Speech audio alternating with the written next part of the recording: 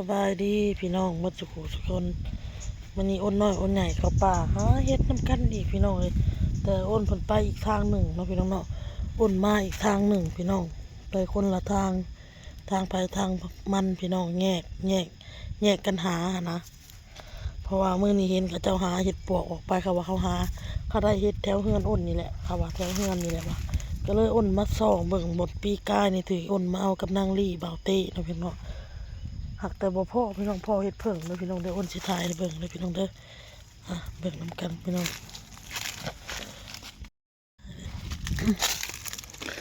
ดินจะยังแห้งอยู่พี่น้องดินจะยังแห้งคล่องๆอยู่ดินเฮ็ดเพิ่งแล้วว่านี่พี่น้องเฮ็ดยังไง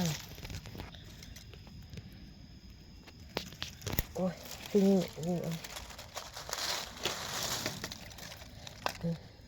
เฮ็ดเพิ่งจากเถ่าเลยพี่น้องนี่เถ่าแล้วพี่น้องเห็นอีกเลยพี่น้องกระดอกหนึ่งเลยอ้วนมาเลยแต่เป็นเห็ดเพิ่งพี่น้องโอ้ยหักนี่พี่น้องหลายดอกอยู่เด้อนี่ดิมาพี่อ้วนเพิ่นเอิ้นพี่น้องเอ้าหักเลย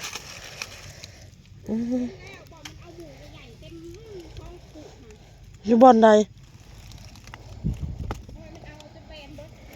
มาเลยอ้วนมาเลยอ้าวเงินไผเหี่ยอยู่นี่พี่น้องได้เก็บเงิน100,000เอาเห็ดเพิ่งก่อนนี่โอ้นนี่เขาเห็นเห็ดเพิ่งอยู่บ่อนใดอะเอาจะเห็นน่ะบอกโอ้มันอยากเถ่าเลยหักแข็งเลยแหละพี่น้องเฮ็ดแกงหวานเฮ็ดเพิ่งหวานเฮ็ดเพิ่งตับเต่าเฮ็ดเพิ่งอย่างแบบนี้โมโหหน้าก็อ้นพี่น้องไอ้ผมอ้นก็จมบ้าพี่ผมจมกินขี่บ่ทันมาเพิ่นว่าเขาเอาไปหมดแล้วแป้นเติดเลยบอกเขาเอาเฮ็ดเพิ่นว่าห้าพันว่าเลาะจนว่าเมื่อยเนาะเลาะห้าพันเลาะจนเมื่อยยังบ่เห็นเฮ็ดโดน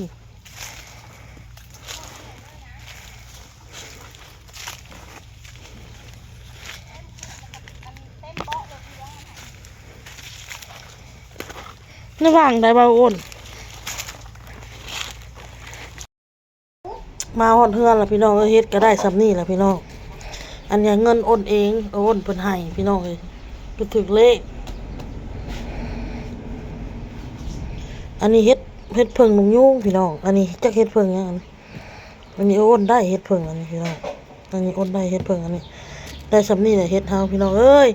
เบิ่งไปก็จะออกมาเป็นกระตพี่น้องเฮ็ดปวกมีแต่ดอกจุ่มๆนั่นซะเฮาไปแบบบ่ได้บ่ทันเขาพี่น้องเอ้ยเมื่อยพี่น้องเมื่อยแห้งออโต้ก็นอนยังพันได้ตื่นออโต้โอนมาก็นั่งเศร้าเมื่อยพี่น้องปิ่นใส่พัดลมน้องนุ่งกินหมักม่วงหมากมันใหญ่นี่พี่น้องหมักม่วงโลเด้อพี่น้องเด้อหมักม่วงในเฮือนอ้นนี่แหละปิดมาบ่มสุกละจะเสร็จในใดกับเห็ดนี่วะน้อยจะแทะกระเทินจะแทะคันสีแกงเนาะตอนแรกแกงใส่หั่นใส่นี่อันนี้ผัดเห็ดขมอันนี้พี่น้องเอ้ยนี่อันนี้เห็ดขมอันนี้อ้นได้ไปสลดฮะต่อไปหาเห็ดก็คือพี่น้องเห็ดนะน้องมันบ่ได้ซ้ำพี่น้องเอ้ยอ้นก็เลยสิมาเห็ดส้มหน่อไม้ต่อเด้อพี่น้องเด้อเห็ดปลาไว้เอื้อยๆนี่แหละอยากเอามากินพี่น้องเอ้ยมันเป็นบ่ละแบ่งกันพี่น้องแล้วเรียบร้อยหลังจากเฮาซอยเป็นเส้นแบบนี้แล้วเฮาก็เอามาต้มเด้อพี่น้องเด้อต้มมันจืดแล้วเฮาก็บีบคั่นน้ำให้มันแห้งของๆไว้ทีละแห้งแล้วเรียบร้อยแล้วบัดนี้เฮาก็สิมาแกะกะทิยำใส่ข้าวแล้วก็เกลือไปนัวพี่น้องตัวนี้แหละคันมีหนังหมูก็เอาหนังหมูมาต้มแล้วก็มาซอยใส่คั่นใส่กันนี่ก็แซ่บคักพี่น้องแห้งคักคันมีหนังน่ะอันนี้มันบ่มีเฮาก็ เอาแต่หน่อไม้มาเฮ็ดนี่ก็แซ่บคือกันพี่น้องเอ้ยถ้าน้ำเฮ็ดแซ่บเนาะนี่เฮาก็แกะกระเทียมแล้วเรียบร้อยโอนก็เอามาโขลกพี่น้องเอามาตำเด้อพี่น้องเด้อตำ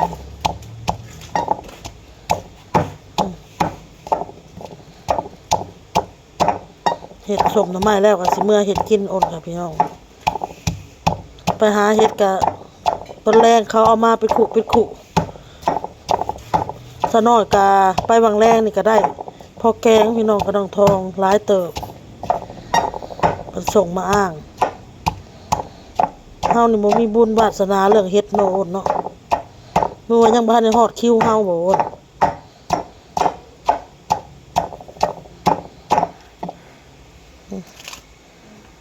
ไม่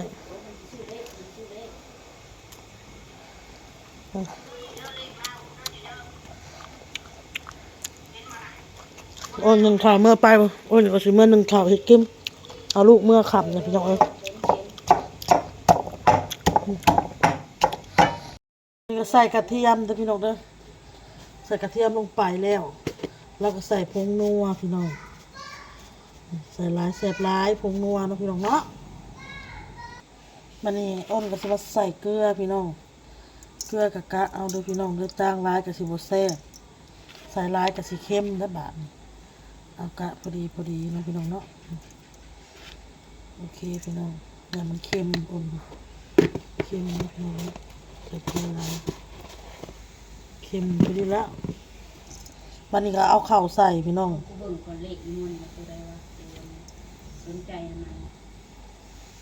ใส่ข้าวพี่น้องข้าวเขาก็ไปเจือใส่น้ำกันเด้อวันนี้อ้นก็สิทำการคั่นพี่น้องมันคั่นส้มใส่มือเลยเด้อพี่น้องเด้อแล้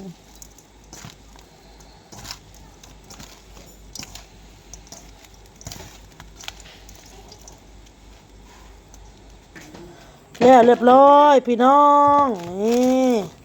ปลาไว้มันเป็นพี่น้องนี่เลยใส่ข้าวใส่กระเทียมแล้วก็คั่นมันเข้ากันไปได้เมื่อได้ลูกเอ้ยเมื่อได้ไปบ่เฮ็ดลูกบ่เฮ็ดหันฮะหัวเสยมันหายทหารไปมันหายเจ้าละหาเจ้าจะหัวกระบันทหาร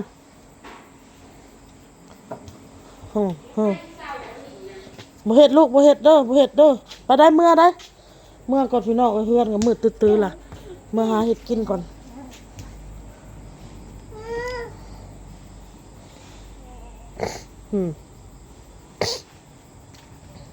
อย่าเฮ็ดจังว่ามันสิกัดจังว่าอย่ากวนมัน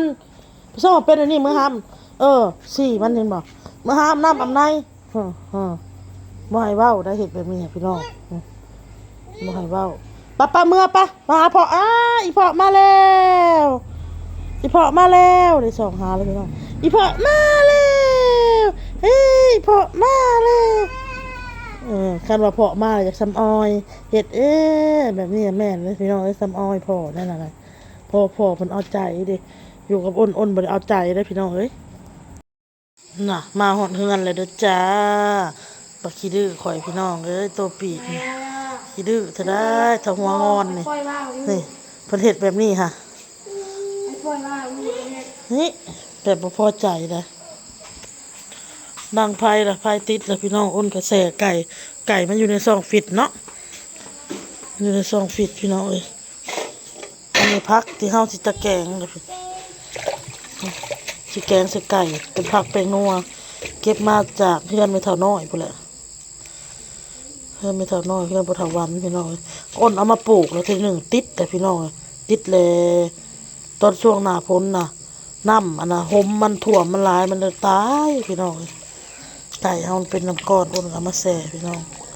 ใบมะกรูดหัวจิไข่ก็เอาในสวนนี่เลยพี่น้องยังผักอีตู้ยังพาเลยไปเก็บเดี๋ยวไปเก็บผักอีตู้กันพี่น้องโอ้ยพี่น้องลูกคอยอยากน้ำโอ้ยอยากน้ำพ่อใหญ่อยากน้ำเด้อพี่น้องเด้อ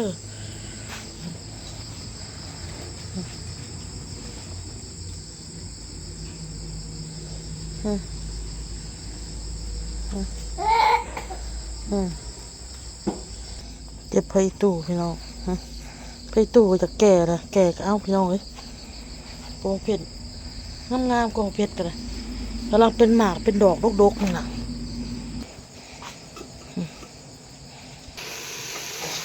คลิปนี้ก็สีเงาๆเลยพี่น้องเลยใส่แผกบ่ได้เอาเนื้อนำไก่ผักมาเป็นตอนแล้วกันมาขั่วใส่มะเพชรพี่น้องใบมะกรูดหัวชิ้นไข่พี่น้องเลยเพราะว่าข่าข้าวหมูมีเขากับโบใส่พี่น้องเขาใส่ตัวนี้มันลองให้ซีนไก่มันสุกมันยังเขาก็จะเอาน้ำใส่ได้พี่น้องเลยเทน้ำใส่พี่น้อง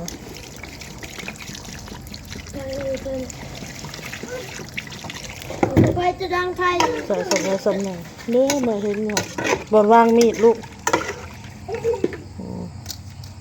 ใส่น้ำใส่อีก ถ้าเกิดลูกนั่นแหละ อ้นกับบริถ่ายเห็ดจนแล้วพี่น้องเพราะว่าแบกมดน้ำเงาะอ้นสีสากแบกเมียนพี่น้องเลยอ้นก็ลาไปก่อนพี่น้องคลิปนี้พอกับคลิปหน้าพี่น้องเลยสบายดีเด้อพี่น้องบ๊ายบาย